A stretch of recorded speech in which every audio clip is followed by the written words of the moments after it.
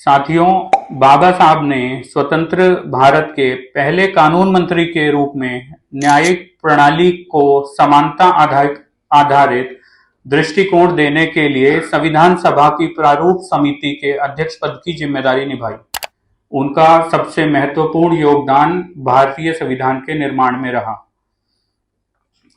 अब मैं अनुरोध करता हूं उस व्यक्तित्व को मंच पर आमंत्रित करने के लिए जिनके शब्दों में गहराई, दृष्टिकोण में स्पष्टता, विचारों में ज्ञान का प्रकाश तथा जिनका नेतृत्व हम सबके लिए प्रेरणा का स्रोत है।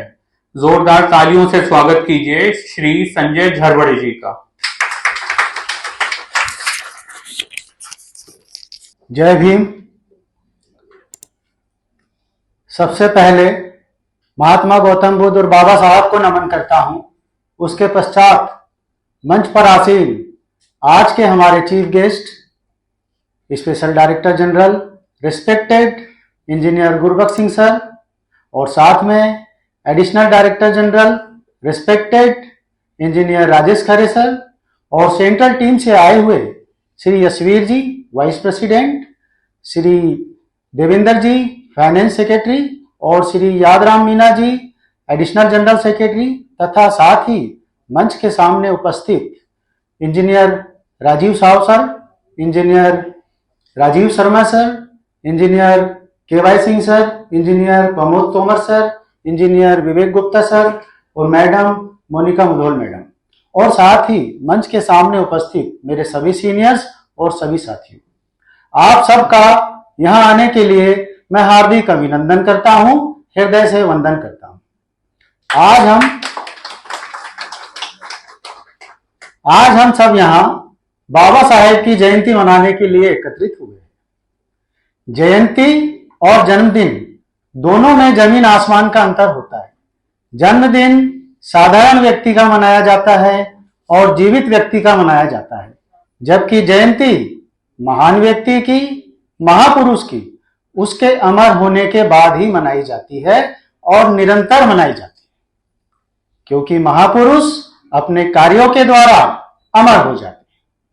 तो बाबा साहेब ने वे कौन से महान कार्य किए थे जिनकी वजह से उनकी जयंती सिर्फ भारत में ही नहीं बल्कि पूरे विश्व में और पूरे वर्ष भर मनाई जाती है और निरंतर मनाई जाती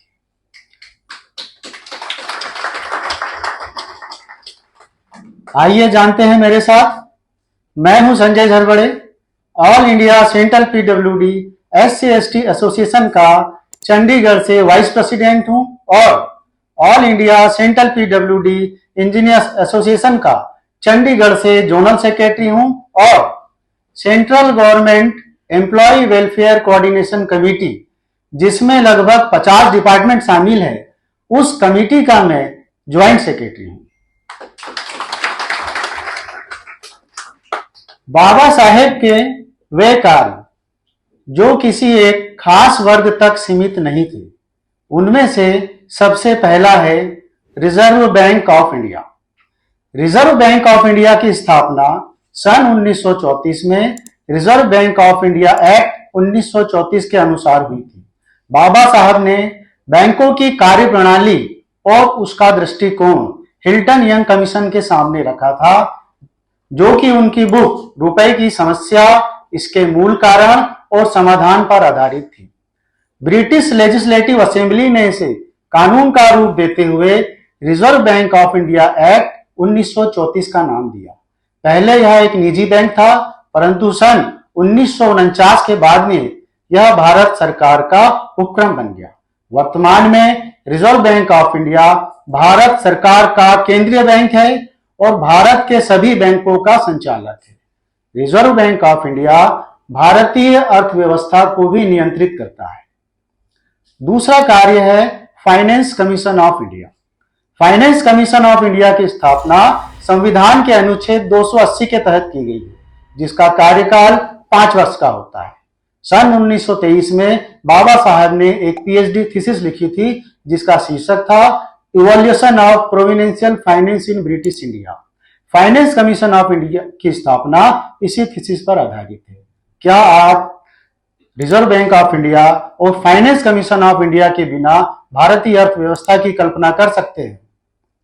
तीसरा है central water commission and central electricity authority. एक आम आदमी की जो एसेंशियल सर्विस में शामिल होता है वो होता है जल और विद्युत। अगर हमारे घरों में एक टाइम पानी नहीं आता है तो हम सारी दूर फोन लगा देते हैं। एक टाइम इसलिए क्योंकि एक टाइम का पानी हम स्टोर करते हैं, और अगर आज की डेट में बिजली 10 मिनट के लिए चले जाए तो हम किसी को भी नहीं छोड़ते, जो उससे संबंधित है उसको हम फोन लगा देते हैं। ये एसेंशियल सर्विसेज बाबा साहब ने उस समय सोचा था कि हर घर में जल और विद्युत पर्याप्त मात्रा में पहुंचना चाहिए।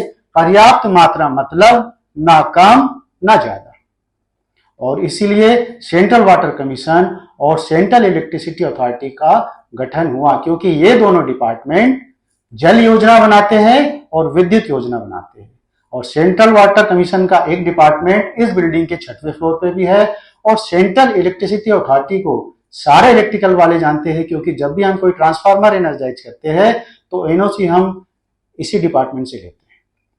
सन 1945 में बाबा साहेब के एडवाइस पर central waterways irrigation and navigation commission बनाया गया था, जिसे बाबा साहेब ने 1945 में ही अप्रूव किया था, जब वे ब्रिटिश सरकार में irrigation and electrical power department में मेंबर थे।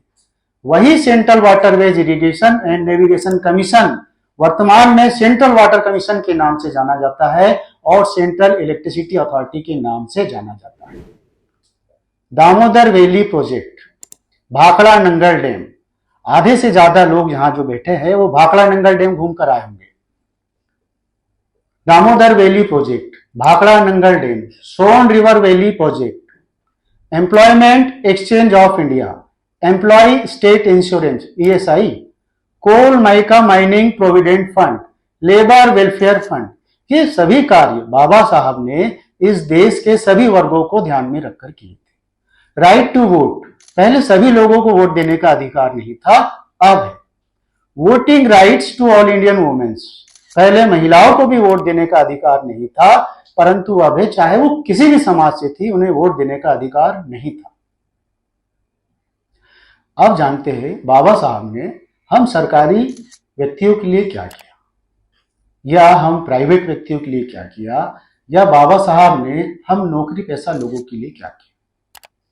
उनके द्वारा किया गया सबसे पहला कार्य है compulsory recognition of trade union, यानी यूनियन बनाने का अधिकार, एसोसिएशन बनाने का अधिकार। बताइए आप सब किसी ना किसी एसोसिएशन से जुड़े हैं या नहीं जुड़े हैं? Equal pay for equal work, यानी समान कार्य के लिए समान वेतन। पहले महिलाओं को पुरुषों के बराबर वेतन नहीं मिलता था। मिनिमम वेजेस एक्ट, बताइए आप मिनिमम वेजेस एक्ट के लिए लड़ते हैं या नहीं लड़ते हैं? अगर ये एक्ट ही नहीं बना होता तो किस बेस पर लड़ते? Reduction in working hours from 12 hours to 8 hours, यानी कार्य करने की अवधि 12 घंटे से घटाकर 8 घंटे की गई। हॉलीडे विथ पे, यानी आप जब 6 दिन आप काम करते हैं तो 7वें दिन आपको छुट्टी मिलती है। बताइए आप लोग संडे का एंजॉय करते हैं या नहीं करते हैं? करते हैं। DA, डियरनेस अलाउंस, कभी 2%, 4%, 10% सबको मिलता है। प्रोविडेंट फंड, PF सबका कटता है। ये सारे अधिकार बाबा साहब ने सभी वर्गों को ध्यान में रखकर किए थे। आप सोचिए, अगर आपसे 8 घंटे से ज्यादा काम कराया जाए और सैलरी भी कम दी जाए और छुट्टी भी ना दी जाए तो आप क्या करोगे? आप करोगे लीगल स्ट्राइक, और यह स्ट्राइक करने का अधिकार भी आपको बाबा साहब ने दिया है। आप जानते हैं बाबा साहब ने महिलाओं के लिए क्या किया। रिस्पेक्टेड लेडीज, आप तो इतिहास जानते हो कि इतिहास में महिलाओं की क्या स्थिति थी। अगर आज महिलाएं पुरुषों के बराबर कंधे से कंधा मिलाकर चल रही है तो इसका श्रेय हिंदू कोड बिल को जाता है, और हिंदू कोड बिल बाबा साहब की देन है। Hindu code bill declares of women rights, it spokes of giving back dignity to all Indian womens and giving right to all Indian womens. Now they have right to, अब उन्हें अधिकार है प्रॉपर्टी का, संपत्ति रखने का, पहले महिलाओं को संपत्ति रखने का अधिकार नहीं था, अब सैलरी सीधे बैंक अकाउंट में आती है। Order to succession to property, अब महिलाएं अपने पिता की संपत्ति में भी अधिकार रखती है। मैरिज का, शादी का, अब महिलाएं अपनी मर्जी से शादी कर सकती है, पहले महिलाएं अपनी मर्जी से शादी नहीं कर सकती थी। डाइवोर्स का, पहले महिलाएं अपनी मर्जी से तलाक नहीं ले सकती थी, अब महिलाएं अपनी मर्जी से तलाक भी ले सकती है। सेकेंड मैरिज का, विधवा या तलाक के बाद महिलाएं अब, पहले नहीं अब दूसरी शादी भी कर सकती है। गार्जियनशिप, महिलाएं अब बच्चा भी गोद ले सकती है। और एक और अधिकार है जो सारी महिलाएं लेती है, और वो है मैटरनिटी लीव। मुझे नहीं लगता कि यहां बैठा कोई भी एम्प्लॉय या कोई भी महिला इन सारे अधिकारों का यूज नहीं करती। अभी तक हमने जाना बाबा साहेब ने इस देश के लिए क्या किया, अभी तक हमने जाना बाबा साहब ने हम नौकरी पेशा लोगों के लिए क्या किया, अभी तक हमने जाना बाबा साहब ने इस देश की महिलाओं के लिए क्या किया, और अभी तक हमने ये भी जाना कि ये सारे कार्य बाबा साहब ने इस देश के सभी वर्गों के लिए किए थे, कोई भी कार्य किसी खास वर्ग तक सीमित नहीं था।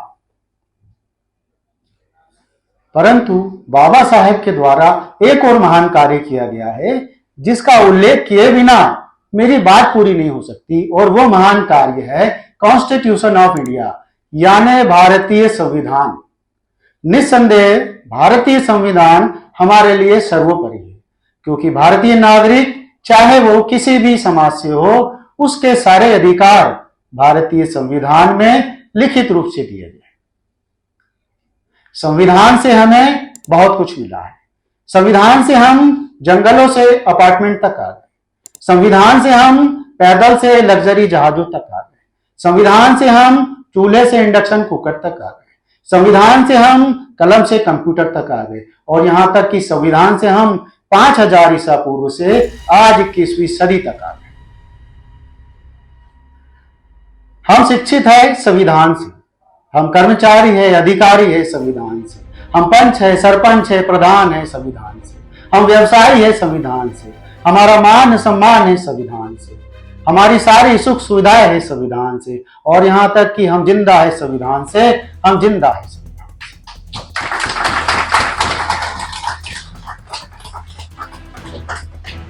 बाबा साहेब के द्वारा बहुत सारे कार्य किए गए थे, परंतु मैं कुछ ही कार्य आप लोगों के समक्ष पेश कर पाया। मनुष्य के द्वारा कोई भी बनाई चीज अमर नहीं हो सकती, मगर संविधान अमर हो सकता है। संविधान अमर होने के लिए ही बनाया गया है। अब मैं समय सीमा को देखते हुए अपनी वाणी को विराम देना चाहूंगा। जय हिंद। आप देख रहे हैं WLBS न्यूज। चैनल को सब्सक्राइब करना और बेल आइकन को प्रेस करना ना भूलें।